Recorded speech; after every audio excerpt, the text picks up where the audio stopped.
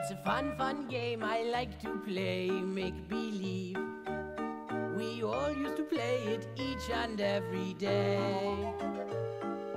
Even now that my body shape has changed, we can still pretend and not be thought deranged. So children of all ages choose to smile and come along. We can pretend today. I will teach a brand new song. It's a sad, sad day when I meet up with folks who don't. It's a waste of time when I meet up with folks.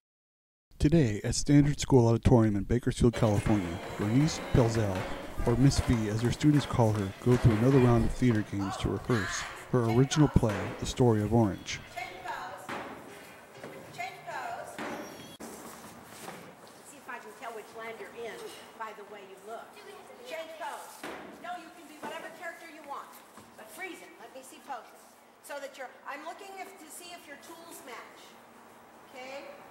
Change pose. Does your body match your face? Do I believe you? Are you creating what? Fiction reality. Stage reality, right. Change pose. Where do you go? And you gotta get, no trying to get into one spot only. Go, we're all friends in this town. And, Caitlin, hurry up. There's no one here that's just like me. I'm different but fit in, you see. I'm in, yet you are family. Okay, the juicy green grass and always took time to smell the flowers. It is a project they have been working on for 3 months, with many of our actors having one thing in common. Now you said that much of your cast, if not all your cast, this is their first time on Absolutely. stage. And I asked a couple of kids, what is the one thing that you enjoy doing with Miss V? She makes it fun. It's fun. She's very creative with her stuff that she does, like the dances that she makes. Hey guys, I like them.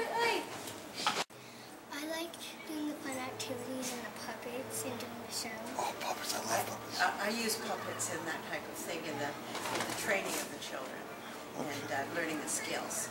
So that's what she's talking about with the puppets. Oh, I love puppets. I love working with puppets. It helps me. I do too. They're fun. You know, is it a different approach with a new kid, someone who's never been on stage, as opposed to someone who's maybe had about 2 or 3 shows under their belt? They think.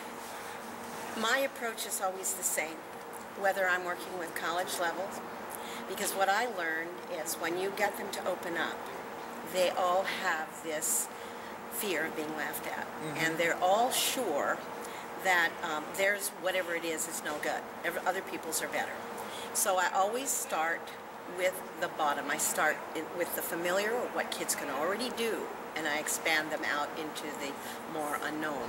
I still would do the same theater games because I have to create the you are attitude, because a lot of people do theater with children and it's about performing, and they turn into little prima donnas, which are a drag to be around and work with. That's not what I'm growing. In fact, although I have children that have become professional actors that have gone through my program, the most of them have just taken the skills and put that into whatever career they've gone into, which is really what I'm about. While nurturing her young proteges, it is the story of Orange that has become a key element in her life, culminating in almost 30 years.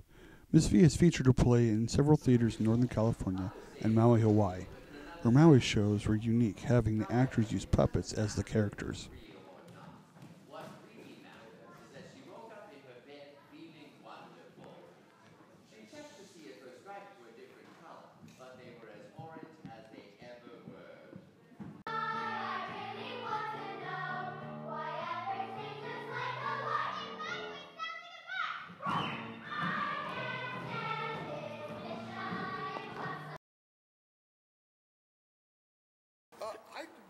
You wrote the book. I wrote the... How long would you write it?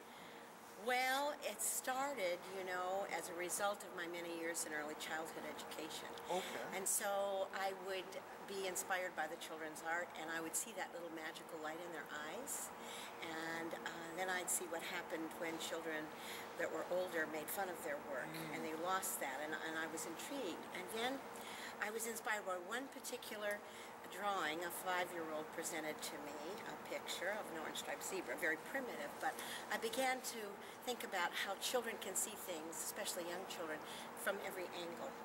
And from that point on, the character started to magically dance for me. So that picture was your inspiration for Well, the story. the other, that was half of the inspiration. The other half of the inspiration was witnessing children being bullied about their artwork, and the scribble scrabble word was quite prevalent. And then my own daughter was bullied, so I saw the long-term damage of what happens with that, and so those were my inspirations. What made you decide to go from the book to the play? I was teaching the Kelp Drama program, which was an after-school enrichment, sort of like this, only I hadn't written the show at that time. And we were going to do a performance. And that went real well, so they said, let's do a children's theater. So I grew a children's theater, and we're ready for the show, and it's like, what shall we do? Well, there's Annie. Oh, there's Oliver. There's those few standbys that everybody does. Or I have this little story.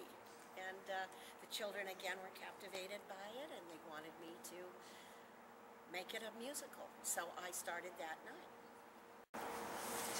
So you not only wrote the book and the play, you wrote the music. I wrote the music too.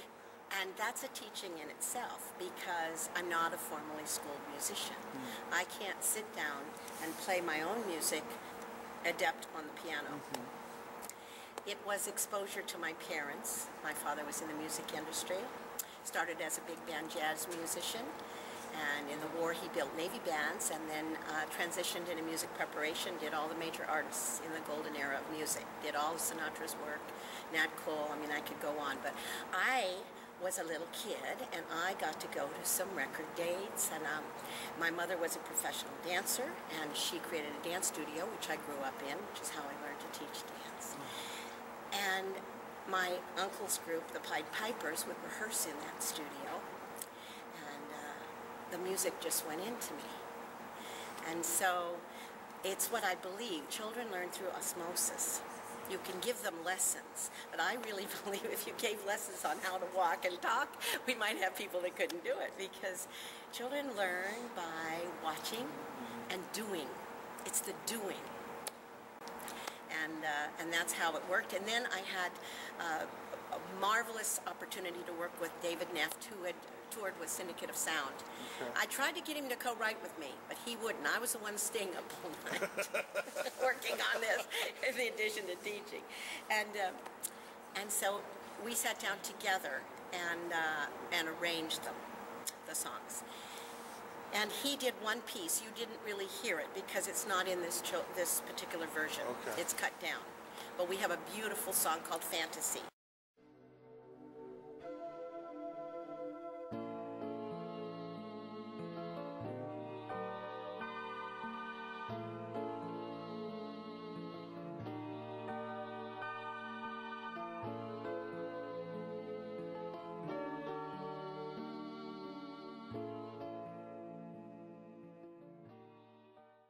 When someone sees the story of Orange, what do you want them to walk away with?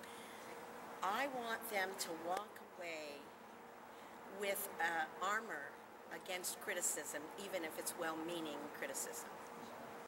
It all comes down to this. Opening day, the seats filling with school children. Despite having a couple of last-minute challenges, the show goes on.